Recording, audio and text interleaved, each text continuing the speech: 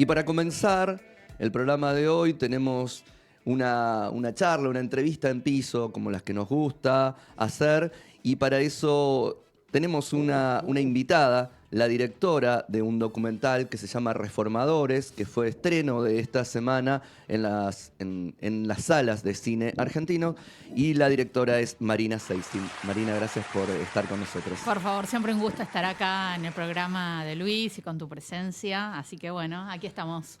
Reformadores, a ver, un poquitito para contarles a los que todavía no tienen la oportunidad de verlo, un documental que nos abre un mundo a otra iglesia, a otra manera de encarar la religiosidad, con una impronta muy social también, por lo menos en el retrato que vos llevas adelante, una iglesia protestante, uno debería decir protestante, reformista, luterana, quizás todo eso, Sí. porque el protestantismo como tal parece una cuestión peyorativa, algo de eso también das cuenta en el documental.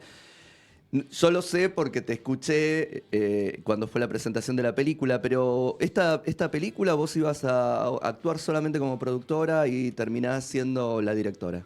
Sí, nace, yo no puedo dejar mencionar en todas las entrevistas esto, ¿no? Que yo no iba a dirigir esta película, lo iba a acompañar a Fernando Mazas él como director en su ópera prima, yo productora. Él me trae un proyecto sin saber que originalmente mi familia es protestante luterana y me trae sobre el tema un proyecto. Entonces dije, bueno, mirá, era para una asesoría, me había pedido de producción y yo, mirá, te acompaño porque la verdad es que siempre quise hacer un documental sobre la comunidad protestante, me la pasé toda la vida explicando que era ser protestante. Difícil de explicar a veces en un país que o sos católico, judío o ateo, pero no es común, ¿no? Entonces, bueno, lo acompañé, lo presentamos al Inca, se declara interés en plena pandemia y él fallece por COVID. Fue fuertísimo para mí, fue como, fue hasta la sensación de un legado que me vino a traer también. Él tenía algunas enfermedades preexistentes, pero nunca pensé que iba a ser ese desencadenante, ¿no? Entonces, porque era joven, 44 años tenía. Entonces, bueno, de común acuerdo con la familia, decidimos seguir adelante. Yo como que cuando me enteré de la noticia, mi sensación fue, lo tengo que hacer. No sé cómo, pero lo tengo que hacer. La misma sensación tuvo la familia, así que lo llevé adelante. Expliqué todas estas cuestiones medias administrativas al Inca, digo, porque esto impacta después en un montón de cosas. Y de guión, y también entendí que tenía que reformular todo el guión, porque yo soy otra persona. Más allá de que yo sé que él quería contar la parte de esta iglesia que tiene perspectiva de género, que es bastante novedoso acá, por lo menos en Argentina, quería mantener ese espíritu dentro del proyecto, porque era lo que él quería contar. Entonces, pero bueno, yo también soy otra persona y a mí me importa mucho lo social también. Entonces, cuando me acerco a la iglesia, después de resolver todas estas cuestiones, me encuentro con una iglesia completamente transformada, mucho más de lo que ya Fernando me había dicho desde su investigación, ¿no? Y bueno, empecé a hacer entrevistas a diáconos, a pastores. Diáconos son los que no son pastores, pero hacen trabajo social dentro de la iglesia y con la comunidad del barrio que les toca ejercer su diaconía, ¿no? Y bueno, y empecé a recorrer y a entrevistar y la verdad que, bueno, sí, me encuentro con esto que se cuenta en la peli, ¿no? Con una iglesia que ya no es aquella iglesia alemana que recibía a los migrantes alemanes, sino que a estas generaciones ya de a poco no estar más, bueno, tuvieron que refundarse con la idiosincrasia nacional, con todos nuestros problemas, nuestras necesidades, la de los barrios y bueno, incorporar a gente que no es descendiente de alemanes, ¿no? Entonces a mí me pareció súper interesante este arco de transformación. También hay una nueva generación de pastores y pastoras, entonces se modificó bastante e inclusive fueron acompañando estas leyes de matrimonio igualitario, la ley de la interrupción voluntaria del embarazo, que para una religión cristiana, digamos, una de las vertientes del cristianismo, fue bastante revolucionario. Por supuesto, esto generó que algunas fieles, digamos, se alejen, pero también se acercaron otra gente. Inclusive se acercaron muchos del catolicismo también, ¿no? Matrimonios igualitarios, porque saben que algunos pastores casan o tienen un hijito o hijita y los quieren bautizar. no hay un pedido de conversión de parte de la pareja por esto, porque también el protestantismo no es un sacramento, el casamiento, sino una bendición. Ajá, perfecto. Entonces no hay una exigencia de que te tenés que convertir para poder casarte y todo. Simplemente el pastor hace la ceremonia y bendice. Es una ceremonia de la misma estructura que tiene la Iglesia Católica. De hecho, la raíz del protestantismo originalmente es católica. Es católica. ¿No? O sea, Martín Lutero, para los que no saben, digamos, fue un sacerdote católico que se revolucionó contra el Vaticano más que nada, ¿no? Contra las indulgencias que en ese momento había, que era el dinero que los pobres analfabetos de la época le daban para la construcción del Vaticano y todos los excesos del Vaticano, ¿no? Entonces Lutero dijo, bueno, basta, le tocó ir al Vaticano por estas misiones. Y cuando se encuentra con cómo funcionaba, que le sacaban el dinero a los pobres para todo eso, ahí dijo, no, basta con esto. Y por otro lado, ya cuestionó algo recontra revolucionario de la época, que era el celibato. Celibato, sí. ¿No? Entonces, bueno, apenas él rompió con hizo este cisma, claro, se sumó todo el norte europeo. Entonces, en cada país de Europa se formó como la raíz anglicana, Zwingo en Suiza. Lutero más que nada en los países nórdicos, Alemania y Noruega, que coincidentemente es las raíces mías, ¿no? O sea, mis abuelos por eso vengo. Así que bueno, si bien esta parte histórica, que ahora me enganché a contarla, en realidad la pongo al principio. Hay algo, sí, en el comienzo, ¿no? Para la gente que no sabe quién era Lutero, yo pienso en las nuevas generaciones, soy docente y tengo esa manía de explicar, ¿no? Porque el cine argentino a veces asume que el espectador entiende todo, o el arte. No, a veces no entendés, tenés que dar una explicación mínima, herramientas para que el espectador pueda entrar en la película y entender de qué va a ir. Eso, ¿no? Empieza muy formal, muy luterano y histórico, y de repente, pum, hace un vuelco y empieza a sorprender a todo el mundo, ¿no? Totalmente. Sí, igual mantiene determinadas formas que tienen que ver, supongo que con lo alemán, ¿no? Desde ese lugar, por cómo son idiosincráticamente y entonces cómo se desarrollan esas cuestiones que también son, digo, si uno lo piensa en la Iglesia Católica, pero completamente ortodoxa, si se me permite el término, también tienen estas cosas muy... Me parece que todo se fue como ampliando un poco y abriendo un poco para ayornarse de alguna forma. Pero me parece súper interesante también todo el recorrido esto de lo social, ¿no? Porque también le sucede a las iglesias católicas, digo, ¿no? A los curas de abajo, a los que están en los lugares más complicados, ¿no? A la jerarquía eclesiástica, que casi siempre está como distante de lo que ocurre, lamentablemente, pero sí de tener que sostener un momento social que nuestro país ha atravesado constantemente, ¿no? Constantemente, en el que hay una apoyatura, un permitir a los chicos que tengan otra salida, otra posibilidad, y esto se da desde lo social, se da desde lo cultural, digo, ahí tiene que ver con la música también, ¿no? Como crecer desde ese lugar y sentir que hay una posibilidad de cambio. Totalmente. Ellos, por ejemplo, la forma de trabajar en estas casas de día que tienen, que son como centros culturales, hacen apoyo escolar, talleres artísticos y talleres de oficio. Yo registro 2 casas puntuales, hay muchas más, pero registré 2, una de zona sur y una de zona norte. La de zona sur es en Florencio Varela, se llama La Casona, le dicen.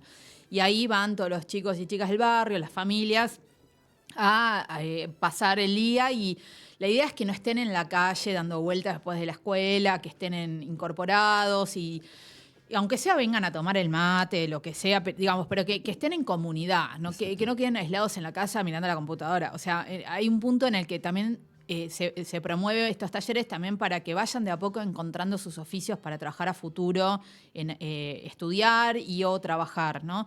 Ahí Martín, el encargado en ese momento de la casona de Florencio Varela, un poco, bueno, está la Universidad de Quilmes, la de Jaureche, entonces medio que se estimula un poco, se empuja un poco a que los pibes después vayan buscando... Vean que tienen la posibilidad de ir a la universidad porque la tienen cerca también. Totalmente, que son gratuitas, públicas, y que ellos pueden, entonces van haciendo talleres para adolescentes de tal manera que los van llevando a que estudien, porque así hay un ascenso social, ¿no? Y y no que a veces en la pobreza hay una sensación de como un pie que te pisa, es lo que observé, ¿no? Porque por supuesto que no tengo esta realidad social, pero un pie que veo que dice, bueno, como resignación, ¿no? Como, bueno, voy a estar así, no, bueno, puede haber ascenso social.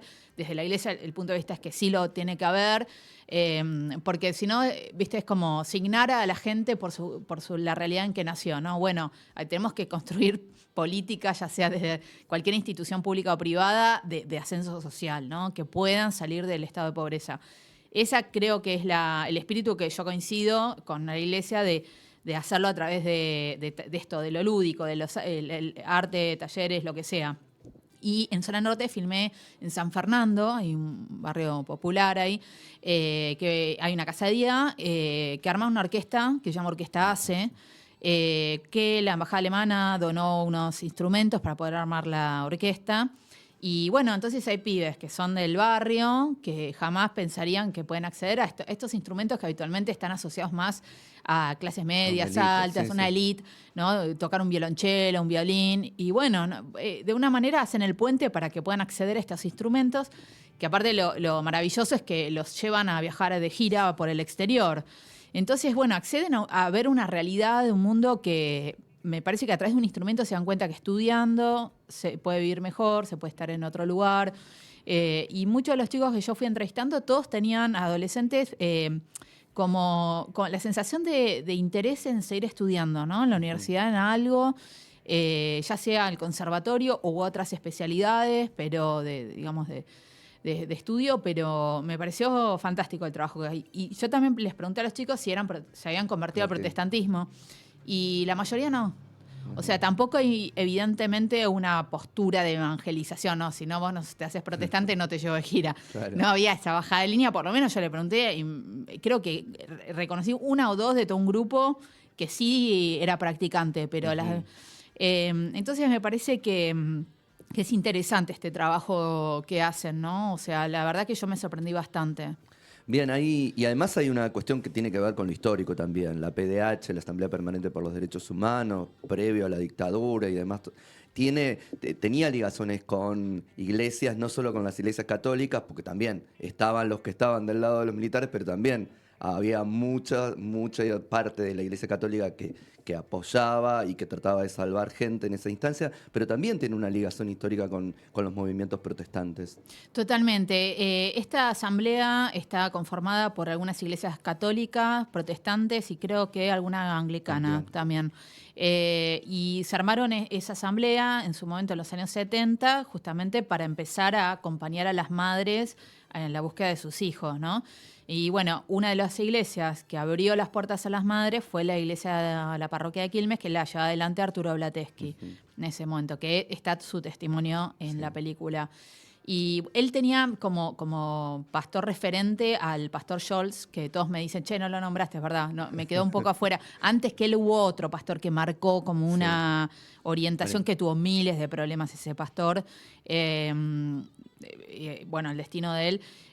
Pero bueno, Blateski toma esta teología de la liberación, de alguna manera lo forma, lo llevan también al exterior, a difundir lo que estaba pasando en Argentina. Se la jugó Arturo, porque obviamente tuvo amenazas, ¿no? Contaba, de todo tipo. Creo que recorté una, me contó varias. Recorté una puntual que vino también por el lado de los otros evangelistas, ¿no? Como era la iglesia dominada por el diablo, decían, claro, ¿no? Que eran marxistas. La mezcla del marxismo, claro, exactamente. Sí. Pero bueno, él lo que quería era un gran defensor de los derechos humanos y lo sigue siendo. De hecho, forma parte de la comisión directiva del Pozo de Banfield, o sea, y él ya está jubilado ahora, pero bueno, sigue en esa línea. Y todos los pastores más jóvenes me decían, anda a verlo, hasta que finalmente lo fui a ver. Y bueno, y también articula con Pérez Esquivel. Sí. Por eso incluí una parte de un diálogo. Esto sucedió, todo lo que cuento, en plena pandemia.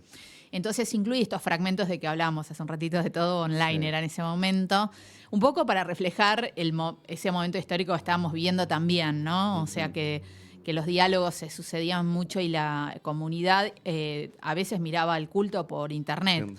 Y en un momento Leonardo, el presidente, viste, cuestiona eso, ¿no? Bueno, tenemos que volver a Hay que volver a lo presencial. a lo presencial. Totalmente. Porque eso es lo comunitario que tiene también la iglesia, digo, ¿no? De estar con otros pares, ya sea cualquier religión, digo, ese lugar es el estar en un lugar determinado, acompañado y acompañándose con otros que comparten eso, pero no son otros, digo. Sí, totalmente. Mira, a mí me pasó que me mudé a la costa a vivir pero como te decía, hay muchas cosas se resuelven online. Para un momento que yo, por ejemplo, para la promoción de la peli me vine varios días antes porque hay cosas que es importante que uno ponga el cuerpo y que esté con la gente, desde ver a la familia, amigos y promocionar, digo, me parece que no tiene que perderse eso. Hay cosas que es verdad que se resuelven online, buenísimo, pero hay otras que ahora nos toca la tarea de volver un poco, ¿viste? Llevar gente a la sala. Digo, yo amé cada uno de los espectadores que estuvo ese día en el estreno y los que quieren ir a verla al cine de Gaumont a las 9 de la noche. Porque se muevan hasta allá, digo, los que están en Buenos Aires, ¿no? También está en la plataforma Cinear. Sí. Pero porque la sensación en una sala, compartiéndola con gente, después saliendo, charlando, el ritual de ir a comerte una pizza con la familia, los amigos, y eso, la verdad que es lo más lindo, digamos, de lo que tiene la vida, ¿no? El capitalismo tiende a aislar a la gente, ¿viste? Sí. Y eso hay que tener cuidado porque te succiona, ¿viste? No te das cuenta y te succiona. O sea, yo podría correr el riesgo allá, que estoy tan tranquila, de aislar. De quedarte y creer que ese es el mundo y hay un mundo afuera. Sí. Que siempre invitamos a todos a que salgan un poquitito de su propio ombligo. ¿Cuánta sorpresa tuvieron los espectadores cuando se acercan a ver esto y la incursión de la iglesia en el ámbito cotidiano, digo, ¿no? Mira, me encanta porque todos se sorprenden. Los mismos protestantes que conocían la iglesia antes, ¿no? Claro. Y epa, qué cambio. Pasó acá. ¿No? Los católicos, los ateos.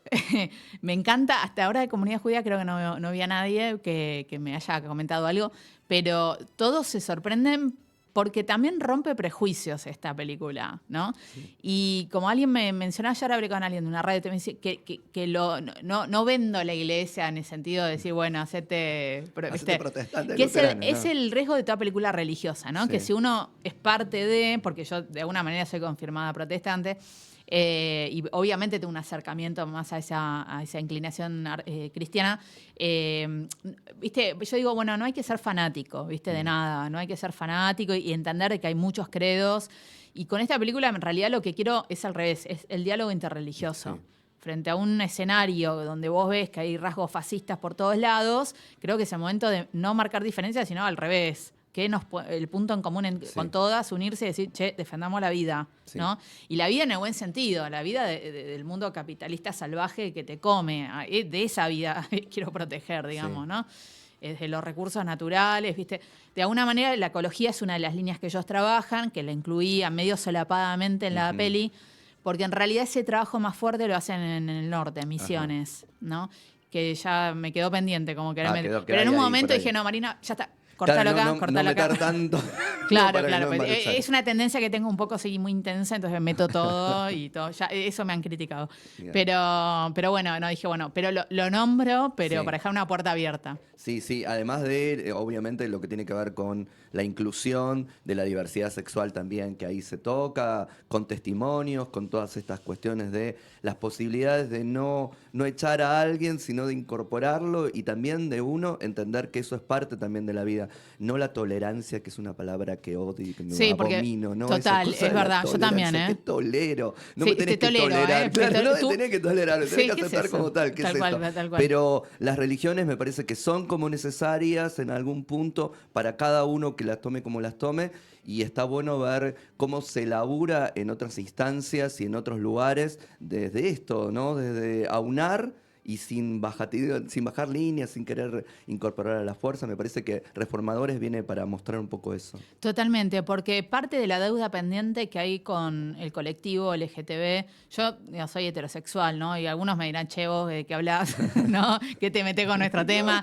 Pero la verdad es que yo, de hecho, venía manejando pensando en eso. Decía, yo nunca me quise casar y, sin embargo, apruebo el divorcio. Sí. No tenés que ser eso para hablar. O sea, si no, como no podemos hablar de nada, ¿viste? Claro, exactamente. Solo de lo que me incumbe y otra vez volvemos al individualismo. Claro. Entonces, no, lo que me parece es que si dos personas del mismo sexo se aman, punto, que quieran ser pastores, pastoras, o bautizar a sus hijos, o casarse, digo, no sé, ¿por qué tendría que haber un problema? No lo puedo entender.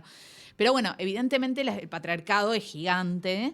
Yo siempre digo, parafraseo con la canción esta de Su monstruo grande y pisa fuerte, Sí. ¿no? Entonces, el protestantismo abrió las puertas a la posibilidad de que un pastor, una pastora abiertamente homosexual pueda profesar Seguir. su pastorado. Sí. Y eso significa que va a estar con su pareja viviendo en la casa parroquial, ¿no? Y conviviendo con la comunidad. Ujú. Entonces lo dejó abierto a los pastores y pastoras para que quien quiera, bueno, a decirlo abiertamente lo puede decir, y también para casar. Entonces, bueno, esto generó una revolución interna, sí. obviamente, dentro de la iglesia, porque hay pastores que lo dejaron libre. Algunos quieren, otros no quieren. Peter, uno de los pastores, que está Martínez, sí lo acepta, entonces ahí se han casado y bautizado muchas personas. Pero bueno, es una de las posibilidades que existe dentro de la iglesia, que también para una iglesia cristiana es bastante revolucionario. Muy, muy, muy revolucionario. Marina, ¿dónde se puede ver Reformadores? Algo lo dijiste, pero vamos a invitar de vos directamente, hacedora del film, a los oyentes a que se acerquen a verlo. Bueno, ahí está la cámara. Los invito a ver en el Cine Gaumont a las 21 horas hasta el 2 de agosto, todos los días, Reformadores. Y si no, también la tienen en plataforma Cinear y creo que la pasan Cinear por la tele. Exactamente, Cinear TV estaba la posibilidad, y si no, Cinear también. Hay algunas otras salas, si no me equivoco, pero... Sí, perdón, me olvidé eso. Emisiones en el Helios, ¿no? Sí, en los espacios Inca del interior también está empezando a circular. Va a estar en el Palomar, San Martín de los Andes, bueno, en varios, si se meten en la página de Espacios Inca y van a ver, va a ir girando también. Perfecto, si tienen la posibilidad de que esté en sala, como decimos siempre en Cinefilia, vayan a ver cine en el cine. Es una gran propuesta de Reformadores para entrar en un mundo que por ahí seguramente no conocemos tanto. Marina, muchas gracias por este tiempo. Por favor, a a todos ustedes, gracias. Un abrazo. Y vamos a ir a nuestro primer tema del día de hoy, Design, el tema de Ace of Base, integrante de la banda sonora de La Fiebre de los Peluches, Vini, estreno en Netflix.